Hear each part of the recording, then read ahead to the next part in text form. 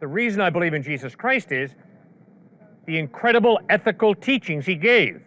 Robert Coles, professor emeritus at Harvard, pointed out all the teachings on ethics over the past 2,000 years are simply footnotes to the Sermon on the Mount. It's a genius that spoke the Sermon on the Mount. But how much of that came from his Jewish teachings? Some of it. So why didn't that just come from, why wasn't his moral beliefs just from the Torah? And why did they have to write a separate book? Well, obviously, when you read the Sermon on the Mount, he's not just quoting the Torah. He's interpreting it. And he's contradicting what the religious teachers of the day, the rabbis, taught. So when you read the Sermon on the Mount, you've got ethical brilliance. Well, that demands respect for Christ. Secondly, he lived up to that standard, that amazingly high moral standard that he taught. He lived up to.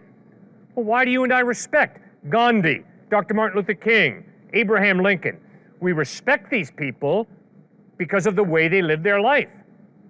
So when you read the Gospels and examine how Jesus lived his life, you can't help but say, wow, incredible. Thirdly, you read about how he died, nailed to a wooden crossbeam. Instead of cursing his enemies the way I probably would have, he prayed, Father, forgive them, for they know not what they do. That demands respect. I'd have probably been cursing my enemies if I'd have been in that situation, but not Christ.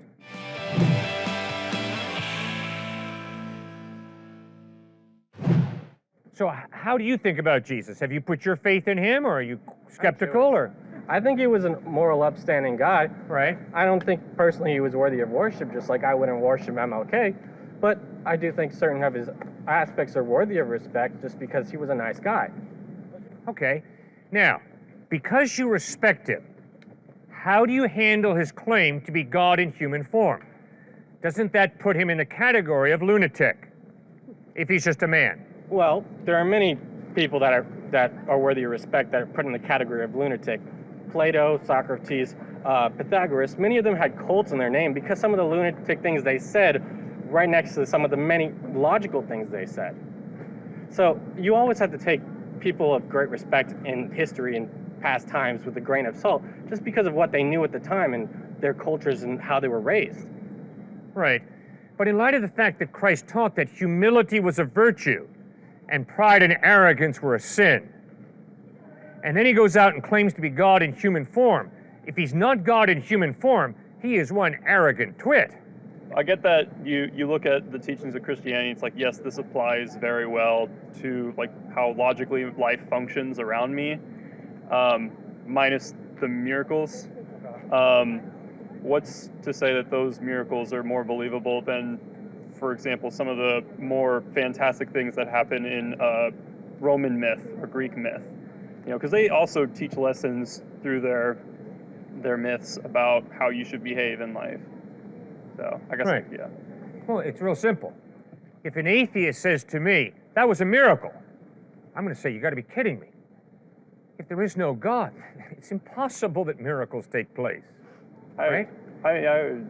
So I am not going, but if someone tells me they're a theist, and they tell me about a miracle, I'm going to say, yeah, that's possible. If you think God exists, if God really does exist, then miracles are not stupid. They're not irrational. A miracle is a supernatural being changing a natural law that supernatural being created in the first place and performing what you and I call a miracle. I would just like to say that when atheists say, oh, that was a miracle, they don't mean that literally. They mean it as a figure of speech. Absolutely, yes, I understand that. Yeah. Right, hyperbole. Right, but if an atheist said that was a real miracle, I would say, my first comment would be, wait a second. It's impossible for miracles to happen according to your worldview, because there's no supernatural God. See, if there's no supernatural God, miracles do not happen. But if there is a supernatural God, then it's possible that miracles happen. So, when I'm confronted by a Hindu who says, a miracle happened, I say, okay, I respect you. You think that God exists, therefore you think there's a miracle that happened? Okay, maybe it did. I'll have to check on the evidence. I guess obviously what I'm driving at, although you might not know this, is I have my atheist friends in a real bind intellectually. Because every one of my atheist friends is a really nice guy or a really nice woman. I have no bad atheist friends. All of my atheist friends are great people. In fact, they're such great people that they really think that racism is really objectively wrong. They really do. My atheist friends really think that stealing is absolutely wrong. But you see, my point to them is, you're an intellectual hypocrite. Because if you say there is no God, but there is an objective moral absolute, you're contradicting yourself. And the only reason I bring in the word hypocrite is because you know that those objective morals are real. Your experience of life teaches you that. But with your head, you're crossing God off, which means morality really is relative. It's not absolute. Oh yeah. So how do we get from there, like from miracles, like an atheist saying that was a miracle, to morality? Like I can talk about the morality part. Yep. But you know, I haven't heard any. Like I could imagine you would bring up the fact that, you know, people didn't believe in Christianity and then they saw like water get turned into wine or the seas get split and then say that's a miracle as an example of an atheist saying, oh, that was a miracle. I don't know if that was the example you were going to bring up or not, but. No, what I'm simply driving at is, if you believe something, one of the ways to test your belief is to ask yourself, can I live this out consistently?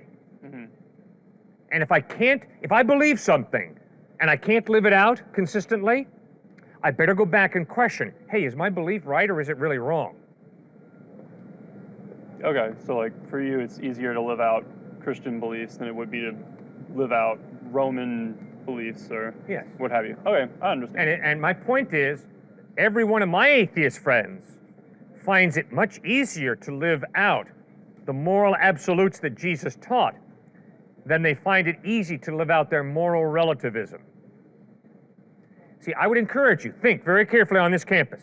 How many professors and students believe everything is relative? Pretty good number, right? Okay, fine. Steal their backpack and see how they react. Have them get married. Have their spouse do something mean to them. And then see if they can live out their moral relativism. Guys, you can't do it. You cannot live out moral relativism consistently. It doesn't work. Everything in your experience of life shows you that was really wrong. When you stole my backpack, when you treated me that way, honey, that was really wrong. Right. Okay? I understand. You bet. A bunch of atheists can get together and say human beings have value. But what those atheists have to acknowledge is, tomorrow, if they take that value away from people, that is just as true, just as legitimate as when today they say human beings have value. That's when atheists come together and say this person has value, and when a society agrees that there is value in personhood. Yeah. Everyone's personhood is subject to their own, like, your view of someone else's validity of their personhood is intrinsically bound to your own value of your personhood. So, right, that's the golden rule. Yes, exactly. To be able to say, oh, tomorrow I can deny him basic human rights and I could murder him if I wanted to, and he has no intrinsic value, that leaves us all subject to the same, like, being killed and dehumanized and exactly that. And so, as a social species that benefits when we work together and, like, finds value in our bonds with each other, we don't do that. We don't? We don't. Existed before Christianity, right? So why would you say that that's a Judeo-Christian idea if people treated each other that way before Christianity existed? Is it not possible that that's a almost like maybe even a biological inherent idea that we all possess, that we should treat each other in this way for the sake of our, safety and for the sake of those that we love safety? It better be, because that's the whole force of my argument with you guys. See, what I'm saying is exactly what you just said. Guess what, guys? God created all of us with a conscience. So innately, although we don't have to obey our conscience, we have a free will and we can violate our conscience, innately we do understand, wow, respecting another human being is the right way to live. And when I don't respect another human being, hopefully I'm going to still experience guilt. Well, why is the conscience a part of the human experience? It doesn't come from matter and energy. This matter and energy has no ability to make a distinction between right and wrong, justice and injustice. It takes a thinking mind to understand right and wrong. And if there's no thinking mind prior to the human mind, then it's the human mind that creates right and wrong, which means it's all relative. And you see, you can't live that relativism out consistently, especially you with as sensitive a conscience as you have and as good a mind as you have. And you. I think you're in that category as well. Thank you. I respect your conscience. I respect your rational mind. You know that you cannot live out moral relativism. You know that you cannot look in the face of the murderer and say, from my perspective, murder is wrong, but I understand that's just relative. From your perspective, obviously murder was right. I'm not right, you're not wrong. So you murder and I don't murder, but it's all relative. You can't live that way. It breaks down, doesn't it? That's why we have a justice system in America. That's why America, which is not, does not explicitly sponsor Christianity as its religion, and is therefore not by definition a Christian nation, still has a justice system to create accountability where in a primitive society there wouldn't necessarily be. All right. I have an appetite for food. If I don't eat, I'm going to starve to death. That's a physical fact. And if I don't sleep, I'm probably going to die as well. All right, it's a physical drive in order to live. Right and wrong are not physical. Okay, that woman on your left is my wife. She's a crazy woman because she's loved me now for 37 years. Now, if I took an x-ray of her heart, could I locate her love for me? No. If I took a blood test, could I locate her love for me? So, No. Love is not a physical thing, like eating food to continue my life, like getting sleep in order to continue my life. It is very ephemeral, very theoretical. I argue that it's not. Good. I think you're right. Love is not just a crapshoot. It's an incredible ability that we have to care for another person. No, I'm arguing that it is not some sort of spiritual phenomenon or anything. I'm arguing that love can be explained through physical processes, that it could be explained through looking at human hormones and chemicals in our But just because it's explained as a process doesn't get to the origin of it, right? I mean, we can go through an entire neuroscience lecture about it and explain how the brain is affected by different hormones and how dopamine makes you happy. Okay. And serotonin, all of that, and through these various combinations of chemicals, you begin to condition yourself to have certain biological responses whenever you see people that you love. So wouldn't you say that, though, that that's irreducibly complex, that because of how complex it is, that it probably points towards a designer? I think part of what Voltaire said, right, was the watch and the watchmaker. If there's a watch there that's that complex, that it points to a design. If you see intelligibility, you're going to look for some intelligence behind it, right? I would argue that golden rule helps us get past these dilemmas because I'm a collection of atoms, I think, therefore I am, and you are a very similar collection of atoms that thinks. So if I murder you, if I steal from you, and I think that is right, who is to say that it is unjustifiable to murder me or to steal from me? Mm-hmm. And golden rule does attack racism. It attacks stealing. It attacks cannibalism. I wouldn't want to be raped. I wouldn't want to be cannibalized. I wouldn't want to be stolen from. Therefore, I will not do those things to other people. Mm-hmm. And it seems that whenever countries have defied the golden rule, that has changed. Right. Like the U.S. used to own slaves. Now we don't anymore because no one would want to be a slave. We had. And the Bible was used to justify slavery, right? What? The Bible was used to justify slavery by some people groups, right? I mean, yeah, but it was also used to say that it's wrong. Right. But I'm not. I'm going there. But that's not part of the argument Right. that I'm making. Okay. I would say that we've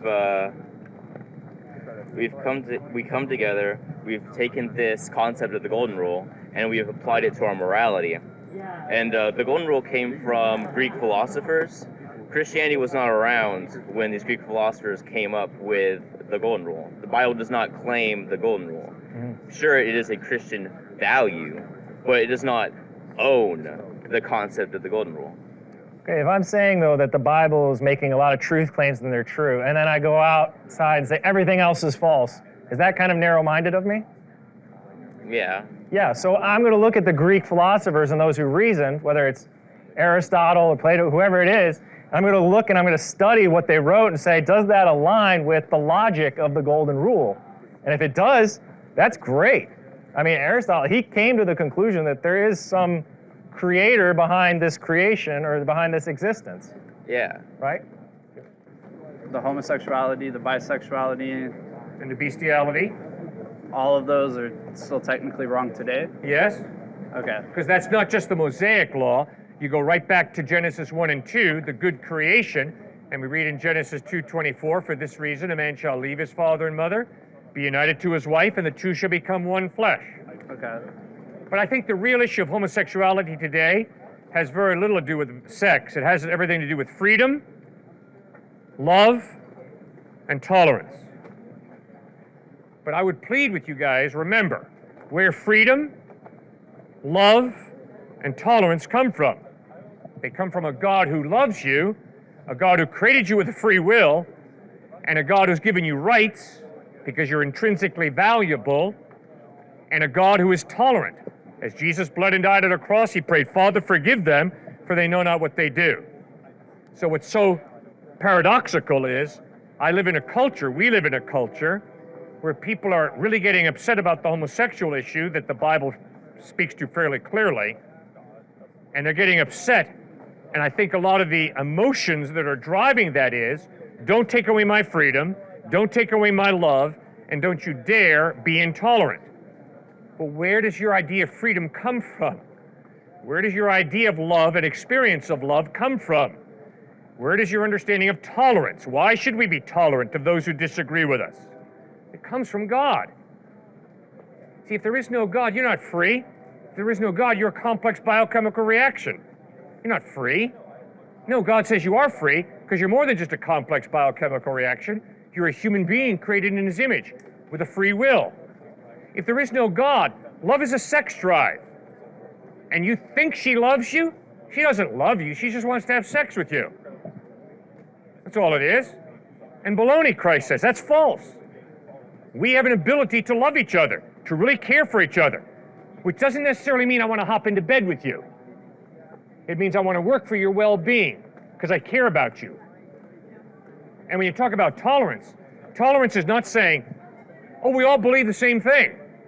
Baloney, we don't all believe the same thing, and it's highly disrespectful if you're an atheist or an agnostic or a Buddhist or a Hindu for me to say, oh, you know, we really believe the same thing. No, we don't. Well, so what is tolerance? Tolerance is we disagree, but in spite of the fact that we disagree, we still love and respect each other. That's what tolerance is. I don't tolerate you because you give me $100. I tolerate you because you disagree with me and tell me I'm an idiot, and I still respect you because you're a human being created in the image of God, even though we disagree. You see, so when it gets into this homosexual issue, and we all get honked off over freedom, love, and tolerance, and if you tell me that homosexual sex is wrong, you're denying my freedom, you're denying my ability to love, and you're denying tolerance, that's wrong. Because freedom, love, and tolerance mean nothing, ultimately, objectively, if there is no God. If there is no God, we're just complex chemical reactions. You call certain things loving, you call other things unloving, totally arbitrary, just your taste. Like, do you prefer broccoli or Brussels sprouts? Just a taste. You like rape or you like respecting a woman? Just a taste. You like to cheat? You like to tell the truth? Just a taste. You like to be racist? You like to respect all people? Remember, if morality is relative, it's just a taste, friends. Guess what, guys? You can't live out your moral relativism because you have a conscience. You have a rational mind. You have the innate ability to love. Yeah, why? Because your matter and energy evolved to a higher order? Give me a break. Are you trying to kid me? You're a human being created in the image of God. That's why you have a conscience. That's why you have the ability to love. That's why you have a free will. And that's why you can be tolerant of someone who disagrees with you. One of the reasons I enjoy reading the Bible is because of the brutal honesty of the authors. In Psalm 73, the psalmist is clearly struggling with doubt. He writes, "But as for me, my feet had almost slipped. I had nearly lost my foothold. For I envied the arrogant when I saw the prosperity of the wicked. They have no struggles. Their bodies are healthy and strong. And me? I'm losing. I'm getting beaten up. I'm sick." And so the psalmist talks about how he began to envy the arrogant, envy the wicked, because they have no problems, no struggles. It seems like the sun just shines on them and they prosper and succeed. Then he entered the sanctuary of God, which is just a poetic way of saying he entered the presence of God. And in the presence of God, God gave him an eternal perspective. And the psalmist began to realize that in the long run, evil will ultimately lose because there will be a day of judgment and God will destroy evil. And then at the end of Psalm 73, verses 23 through 26, he comes out with one of the most beautiful statements in the Psalms when he writes, "Yet I am always with you. You hold me by my right hand. You guide me with your counsel, and afterward you will take me into glory. Whom have I in heaven but you? And being with you, I desire nothing on earth. My flesh and my heart may fail, but God is the strength of my heart and my portion forever." The psalmist understood, regardless of how much the wicked prosper and succeed, regardless of how many people who try and do good fail and get beaten, God is with us when we trust in him. The witness of God is crucial. Now, what I like about the psalmist is the way he dealt with his doubts. He talked to God about his doubts. He didn't suppress his doubts. He didn't sweep them under the rug and deny them. He talked to God about them. He prayed through his doubts. That is crucial for all of us in handling doubt. Pray through your doubts. Talk to God about your doubts. Secondly, realize that when you doubt, what is happening is there is a competing belief that you are seriously entertaining. That's a challenge to realize. Too many people think, I doubt, and that means I'm just doubting what I believe. No, you're not just doubting what you believe. There's a competitive streak to doubt. There's a competing belief that is wooing you, that is seeking your allegiance. So figure that out. Analyze, what is the option that is so attractive to me that I'm beginning to doubt what I believe? The next step in handling doubts is understand and analyze both what you believe and the competing belief, looking for problems. I, as a follower of Christ, along with the psalmist, struggle with, why do innocent people get hurt so deeply? It's not right. It's wrong. I don't know how many people have said to me in an outrage, if God was really good and if he really was loving and powerful, he would not have allowed that evil tragedy to occur. Here's the problem. Although that is a problem, there's a bigger problem. And the bigger problem is, if there is no God, there's no basis for outrage. For you see, if there is no God, you have a bigger problem with evil. Evil doesn't exist. Because if there is no God, there is no basis for the distinctiveness between good and evil. If there is no God, there's no mind prior to the human mind who defines what is good and what is evil. Which means, if there is no God, morality is relative. And yet you can't live that out. I can't live that out. Nobody can. Why? Because when you get married and your spouse hurts you verbally or by something they do, it really hurts. And you look them in the face and say, you should not, you ought not to have done that. That was wrong. No, there's no such thing as really wrong. It's relatively wrong. You can't live that out. Neither can I. Why? Because you have a conscience and you have a rational mind. And your conscience and your rational mind inform you that certain things are right and other things are wrong. And guess what, friends? Evil is real. Evil is not just the construction of the Enlightenment. Evil is not just the construction of an ethicist on an Ivy League campus. Every single human being on the planet has a conscience, which means we all are able to understand the difference between justice and injustice, right and wrong, good and evil. And the only reason that evil really exists, and the only reason goodness really exists, is because there is a God who has defined what good is and what evil is. And you and I, by exercising our consciences and our rational minds, can tie into reality. You struggle with doubts, I struggle with doubts. What you and I ought to do is, when we doubt, is examine alternate beliefs. In other words, learn to doubt your doubts. Learn to hold on to an accurate picture of God. There are so many faulty assumptions floating around about God.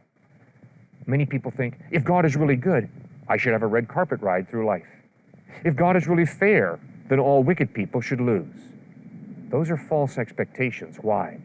Because the all-powerful God has chosen to partially limit his power by creating us with a free will. Why did he do that? Because he loves us, and he wants us to love him. And love, in order to be real, must be free. It cannot be manipulated. It cannot be coerced. And that is why the cross of Christ is so powerful. Jesus Christ bled and died on a cross, offering you and me an option, a gift, forgiveness, reconciliation with God, and eternal life. You and I don't have to accept Christ. We don't have to respond to his love positively. We can be apathetic, we can ignore him, we can outright reject him. Or we can choose to trust in him. I'm asking you, isn't it time for you to move beyond alternative options to Christ? Because there are really big problems with every one of those alternatives. Isn't it time for you to put your faith and trust in Jesus Christ? Because the evidence is he really does love you. He really is a good God. Give him a chance. Read the Gospels. Examine him carefully. And then, based on the evidence of his trustworthiness, put your faith in him. God bless you as you make that most important decision. I'm the pastor of Grace Community Church. We meet every Sunday morning at 9:30 at Grace Farms, which is located at 365 Luke's Wood Road, New Canaan, Connecticut. I'd love to invite you to join us this Sunday for our 9:30 service. Thanks for joining us for these few minutes. Have a great day.